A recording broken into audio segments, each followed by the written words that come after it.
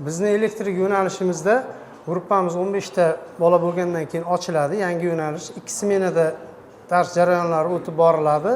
Birinchi smenamiz ertalab 9 dan 1 gacha, ikkinchi smenamiz 2 dan 6 gacha. Bizning o'qish jarayonimizda 30% nazariy, 70% amaliy qismdan iborat bo'ladi. Shunday jarayonlarni o'rgatamiz, shularni olib boramiz. Uzoq tuman shaharlardan kelgan tinglovchilarimiz uchun tekin bepulga 100 o'rinli yotoqxonamiz bor. Bemalol shu yerda yotib o'qishlari mumkin.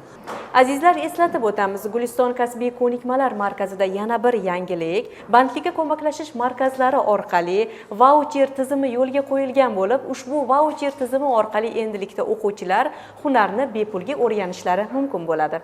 Endi aytingchi, bu yerni bitirgandan keyin o'quvchilar qayerlarda o'z faoliyatini olib borishlari mumkin?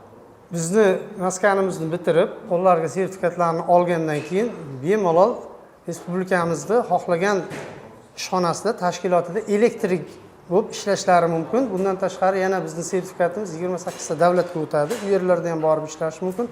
Hozirda bizni bitirib sertifikat olgan o'quvchilarimiz 100 dan oshig'i elektrosetlarda, shahar tuman elektrosetlarida va boshqa tashkilot ishxonalarida elektrik bo'lib ishlab oylik oladi.